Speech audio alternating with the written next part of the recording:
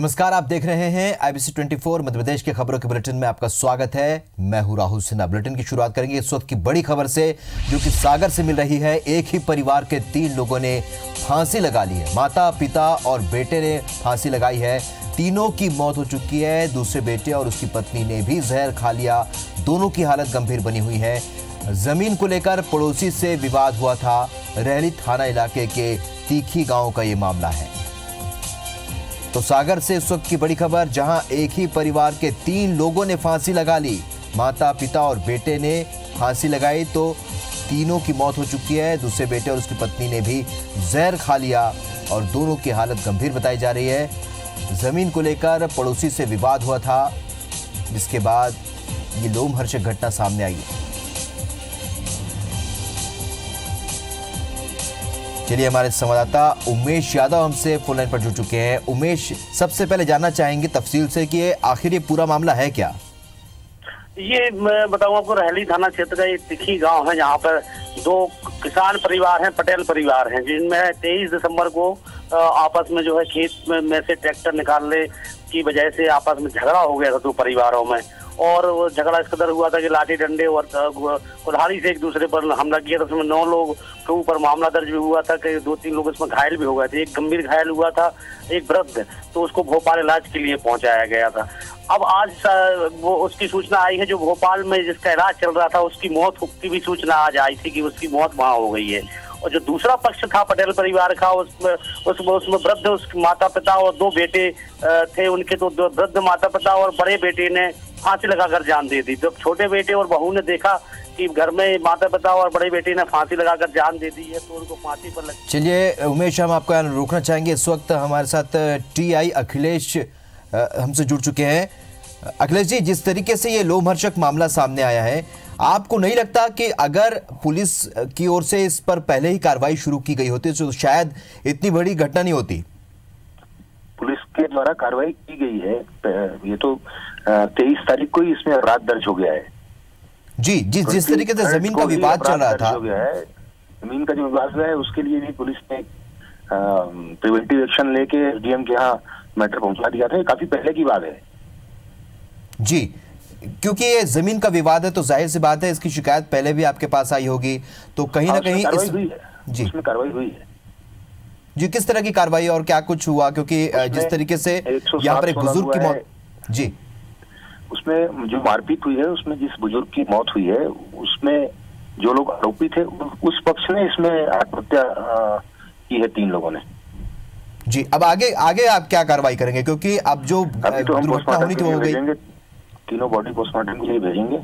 2 लोगों को हॉस्पिटल भेजा गया है, जो रिफर होकर वहां पहुंच गया है सागर। उनका ट्रीटमेंट चल रहा है। ये अखिलेश जी, आपको एक्शन होगा उन्हें जी अखिलेश जी, नहीं लगता आपको, क्योंकि ना पुलिसिंग का काम ये होता है कि जनता से या पब्लिक से ज्यादा जुड़ के काम करे और उन तक न्याय पहुंचाए। कहीं ना कहीं इस पूरे मामले में जांच के दौरान या कार्रवाई के दौरान कहीं ना कहीं कोई ढिलाई बरती गई होगी। शायद ये बात इतनी नहीं बढ़ती और आज 3 लोगों की जान फांसी लगाने से गई है। वहीं एक बुजुर्ग की भी मौत हुई है। नहीं, पुलिस की कार्रवाई के कारण ऐसा नहीं हुआ है। पुलिस ने जो प्रकरण पंजीबद्ध किया था, उसमें जिस आदमी की डेथ हुई है, उससे उस प्रकरण में जो मर्डर की धारा बढ़ गई है, उसके प्रकरण के आरोपी लोगों ने इसमें आत्महत्या की है। तो जी बिल्कुल, हम समझ रहे हैं और डर के चलते आत्महत्या हुई है। चलिए, हमसे बातचीत के लिए आपका बहुत बहुत शुक्रिया। उमेश लगातार हमारे साथ बने हैं। उमेश, अब चूंकि TI साहब खुद बोल रहे हैं कि कहीं भी यहाँ पर जांच में या कार्रवाई में कहीं कोई चूक नहीं हुई या देरी नहीं हुई, लेकिन पूरे घटनाक्रम को देखकर और समझकर यही लगता है कि जमीन का विवाद था, बहुत समय से चल रहा होगा, जाहिर सी बात है। लेकिन कहीं ना कहीं पुलिस की ओर से जिस तरीके से कार्रवाई होनी थी इस पूरे मामले को सुलझाने के लिए, क्या उसमें कहीं चूक हुई है? जी, जब हमला हुआ, दोनों पक्षों में जब हमला हुआ, एक दूसरे पर लाठी कतरना लेकर जब हमला किया गया, तो निश्चित तौर पर धारदार हथियार से मामला जो चोट पहुंचाई गई और उस समय पर मामूली मारपीट का मामला दर्ज हुआ। तो जब आज जो कि एक परिवार ने आत्महत्या कर ली है, तो निश्चित तौर पर आपराधिक प्रवृत्ति के वो नहीं थे, वो किसान परिवार ही है दोनों।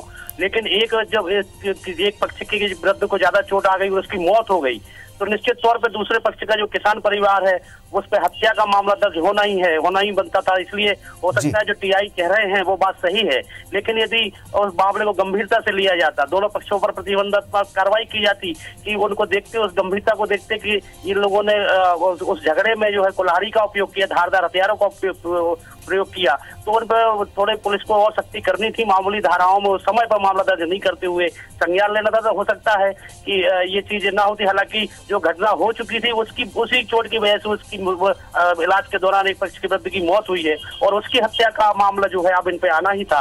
तो हो सकता है कि ये जो चीज है कि हत्या का उन पे आरोप लग गया और हत्या हो गई उनके हाथ से, इस चीज को बर्दाश्त ना कर पाए हों और उन्होंने आत्महत्या कर ली, सामूहिक आत्महत्या कर ली। जी बिल्कुल उमेश, जिस तरीके से मानसिक दबाव आया होगा एक दो पक्षों में लड़ाई के बाद, जब एक व्यक्ति की मौत होती है, एक बुजुर्ग की मौत होती है, तो जाहिर सी बात है दूसरे पक्ष में इस बात का दबाव आएगा कि अब उन पर कार्रवाई हो सकती है और कहीं ना कहीं इस पूरे मामले में जो मामूली धाराएं, जो लड़ाई झगड़े की मामूली धाराएं जो दर्ज की गई थी, उसे लेकर कहीं ना कहीं यहां पर चूक हो सकती है, यह भी लग रहा है। तो उमेश, हम आपको यहां रोकना चाहेंगे। चलिए, एसडीओपी रेहली दीपक नायक हमसे जुड़ रहे हैं। दीपक जी, ये पूरा घटनाक्रम कुछ ऐसा है कि कहीं ना कहीं यहाँ पर जो मामूली धाराएं जो दर्ज की गई थी, दो पक्षों में लड़ाई होती है और उसके बाद जो रिपोर्ट दर्ज की जाती है मामूली धाराओं में होती है और उसके बाद उस व्यक्ति की मृत्यु हो जाती है और डर के मारे दूसरे पक्ष के कुछ लोग आत्महत्या करते हैं। आपको नहीं लगता कि इस पूरी कार्रवाई में पुलिस अगर ज्यादा कुछ एक्शन ली होती या त्वरित तौर पर कोई कार्रवाई होती तो शायद ये बात नहीं होती? जी देखिए सर,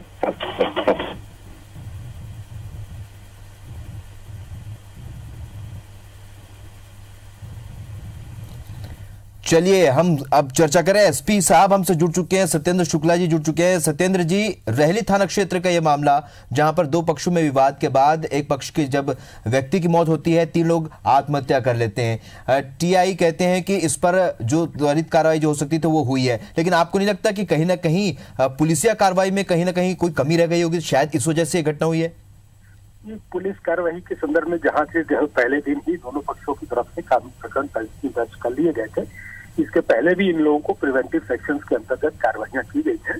लेकिन अब ये जो विषय क्या कहते हैं, जो 23 तारीख के झगड़े का है, उसकी जैसे ही उस शंकर लाल की डेथ हुई है, उसके बाद उसकी सूचना जो गांव में मिली, उसके बाद ये घटनाक्रम हुआ है।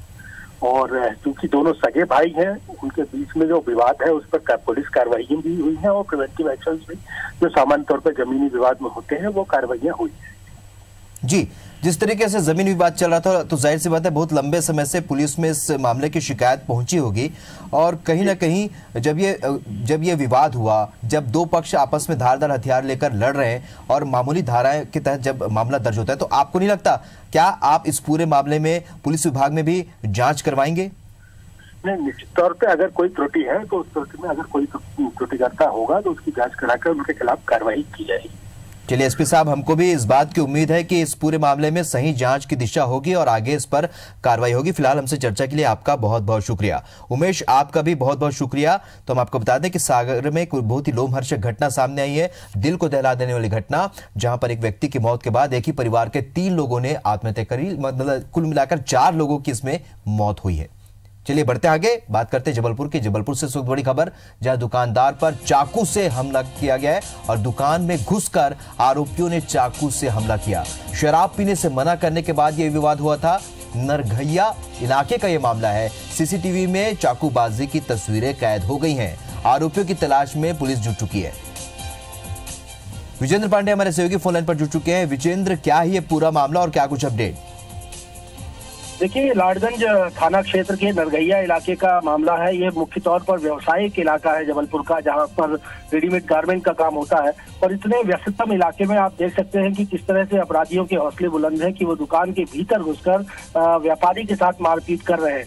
इस मामले में बताया जा रहा है कि आरोपियों को शराब पीने से मना किया था दुकानदार ने, और जिससे बौखलाए आरोपियों ने लामबंद होकर एकजुट होकर दुकान में घुसकर उसके साथ बुरी तरह मारपीट की। ये पूरी घटना जो थी उस दुकान में लगे हुए सीसीटीवी कैमरे में कैद हो गई और इसी फुटेज के आधार पर लाडगंज थाने में शिकायत की गई है। पुलिस मामले में आरोपियों के खिलाफ कार्रवाई कर रही है। मामला दर्ज कर लिया गया है। उनकी तलाश का काम जो है फुटेज के आधार पर, हुलिये के आधार पर किया जा रहा है। चलिए विजेंद्र, आप हमारे साथ बने रहिए। इस वक्त जबलपुर से ही एक और बड़ी खबर मिल रही है। यहां पर कर्ज माफी के खिलाफ याचिका लगाई गई है। जबलपुर हाईकोर्ट में ये जनहित याचिका लगी है। याचिका में सरकार की कर्ज माफी योजना को चुनौती दी गई है, यानी कर्ज माफी योजना से डिफाल्टरों का हौसला बढ़ेगा, ये याचिका में कहा गया है। योजना से प्रदेश पर 56,000 करोड़ का अतिरिक्त भार पड़ेगा। कर्ज माफी में जनता के पैसों का इस्तेमाल किया जाएगा। अधिवक्ता मोहित कुमार ने याचिका लगाई है। चलिए, विजेंद्र पांडे लगातार हमारे साथ फोन लाइन पर बने हुए हैं। विजेंद्र, कर्ज माफी को लेकर कांग्रेस ने सरकार बनाई है और अब इसे लेकर याचिका भी लगी है। क्या कुछ याचिका में कहा गया है? जी हाँ, ये सबसे बड़ा वादा था कांग्रेस पार्टी का। खुद पार्टी के राष्ट्रीय अध्यक्ष राहुल गांधी ने ये वादा किया था कि किसानों के कर्ज माफ किए जाएंगे अगर सरकारें 10 दिन के भीतर बनती है। ऐसा ही मध्य प्रदेश में हुआ और कमलनाथ ने मुख्यमंत्री बनते ही पहला फैसला यही लिया कि किसानों के कर्ज माफी की फाइल पर साइन किया गया। लेकिन मोहित कुमार नाम के एक अधिवक्ता है, उनकी ओर से हाईकोर्ट में एक PIL फाइल की गई है और ये कहा गया है कि कर्ज माफी का ये जो तरीका है ये ठीक नहीं है, इससे अर्थव्यवस्था पर बोझ पड़ेगा और जो ईमानदार किसान हैं जिन्होंने कर्ज की अदायगी की है उनके लिए ये हतोत्साहन जैसा है। और ऐसी बार बार की जाने वाली कर्ज माफी से सिर्फ और सिर्फ डिफॉल्टर की संख्या बढ़ेगी और आर्थिक बोझ सरकार पर पड़ेगा। तमाम बातें इस पर की गई है और ये PIL के रूप में हाईकोर्ट में याचिका दायर की गई है। आने वाले दिनों में हाईकोर्ट इस मामले पर सुनवाई कर सकता है। चलिए विजेंद्र, देखना होगा कि आखिरकार हाईकोर्ट सुनवाई में क्या कुछ कहता है। फिलहाल इस जानकारी के लिए आपका बहुत बहुत शुक्रिया। तो कर्ज माफी को लेकर जबलपुर हाईकोर्ट में एक याचिका लगी है। कमलनाथ कैबिनेट की पहली औपचारिक बैठक हुई है। मंत्रालय की नई एनेक्सी में ये बैठक हुई जिसमें कई विभागों के उच्च अधिकारी इसमें मौजूद रहे। बैठक पूरी तरह बिजली सप्लाई पर केंद्रित रही। सीएम ने सख्त और साफ तौर पर कहा है कि पूरे प्रदेश और खास तौर से किसानों को बिजली सप्लाई में कोई दिक्कत नहीं आनी चाहिए। पहली बैठक करीब 2 घंटे चली। इसमें अफसरों ने मध्य प्रदेश में बिना किसी रुकावट के बिजली सप्लाई करने पर प्रेजेंटेशन दिया। सीएम कमलनाथ ने अफसरों से साफ शब्दों में कहा कि पूरे प्रदेश में बिजली सप्लाई में किसी भी तरह की कोई दिक्कत ना हो, इस बात का पूरा ध्यान रखें। सीएम ने कहा कि जहां कहीं से भी खराब ट्रांसफार्मर की शिकायत आए तो वहां तत्काल बदला जाए। सीएम ने बिजली बिलों में गड़बड़ी पर नाराजगी जताई। उन्होंने कहा कि किसानों को जहां भी गलत बिल दिए गए हैं उन्हें फौरन सुधारा जाए। जिन इलाकों में बिजली कटौती की जा रही है वहां सप्लाई सुधारी जाए। कैबिनेट बैठक से पहले सीएम कमलनाथ ने मंत्रियों और अफसरों की इंट्रोडक्शन मीटिंग की। इसमें सभी मंत्रियों का अफसरों से परिचय कराया गया। किसानों को ट्रांसफार्मर 15-15 दिन 1-1 महीने तक जब जलने के बाद समस्या आती है, इसके लिए दोषी कौन? तो कमलनाथ जी ने सीधे दिशा निर्देश दिए हैं कि 3 दिन में किसानों के ट्रांसफार्मर बदले जाएं, अन्यथा जो भी दोषी अधिकारी होगा उस पर कार्रवाई होगी। भोपाल स्थित मंत्रालय में एक तरफ सीएम कमलनाथ कैबिनेट की बैठक ले रहे थे तो वहीं दूसरी ओर मंत्रालय के बाहर शिवराज जिंदाबाद के नारे लग रहे हैं। दरअसल भोपाल के अयोध्या नगर में झुग्गी हटाए जाने से नाराज लोग विरोध करने पहुंचे और इनका आरोप है कि उन्हें विस्थापन के बिना ही हटाया जा रहा है। प्रदर्शनकारियों ने इस दौरान हमारा नेता कैसा हो, शिवराज सिंह चौहान जैसा हो के नारे भी लगाए।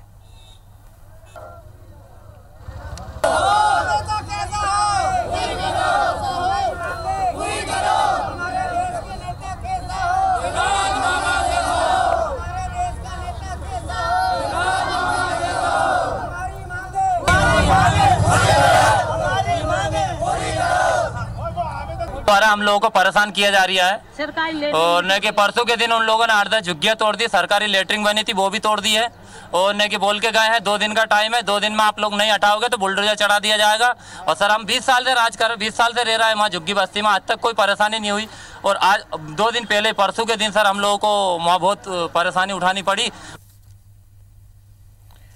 मध्य प्रदेश विधानसभा के भावी अध्यक्ष एनपी प्रजापति आज विधानसभा पहुंचे। विधानसभा के प्रमुख सचिव एपी सिंह ने प्रजापति का स्वागत किया। करीब घंटे भर की चर्चा के बाद प्रजापति विधानसभा से रवाना हो गए। उन्होंने कहा कि वो अभी सिर्फ विधायक की औपचारिकता पूरी करने विधानसभा पहुंचे थे।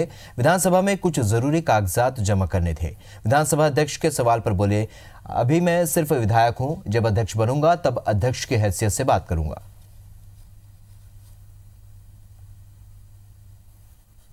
जो नियम प्रक्रिया है उसके तहत मेरे को अपना प्रमाण पत्र, फिर जो यहाँ से पास मिलेगा या जो शपथ के पत्र हमको भरने पड़ते हैं, वो कार्य निष्पादन करने के लिए मैं यहाँ पे आज आया हूँ।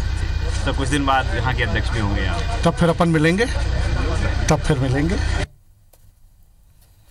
3 राज्यों में करारी हार के बाद बीजेपी लोकसभा चुनाव की तैयारियों में जुट गई है। 2019 में लोकसभा चुनाव को देखते हुए बीजेपी ने चुनाव प्रभारियों का ऐलान कर दिया है। इस सिलसिले में बीजेपी के राष्ट्रीय अध्यक्ष अमित शाह ने 18 प्रदेशों के प्रभारियों का ऐलान किया है। स्वतंत्र देव सिंह सतीश उपाध्याय को मध्य प्रदेश का प्रभारी बनाया गया है, जबकि डॉक्टर अनिल जैन को छत्तीसगढ़ के चुनाव की जिम्मेदारी दी गई है। तो वहीं मध्य प्रदेश के पूर्व मंत्री और बीजेपी के वरिष्ठ नेता नरोत्तम मिश्रा को उत्तर प्रदेश का प्रभारी बनाया गया है।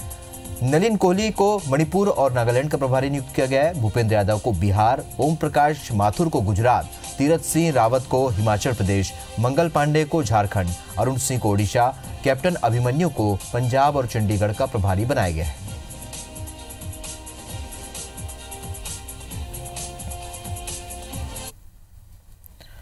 मध्य प्रदेश में मीसाबंदी पेंशन बंद होने की अटकलों के बीच लोकतंत्र सेनानी संघ खुलकर मैदान में आ गया है। संघ के राष्ट्रीय अध्यक्ष और राज्यसभा सांसद कैलाश सोनी ने कहा है कि मीसाबंदियों की पेंशन बंद की गई तो आंदोलन किया जाएगा, साथ ही कोर्ट का दरवाजा भी खटखटाया जाएगा।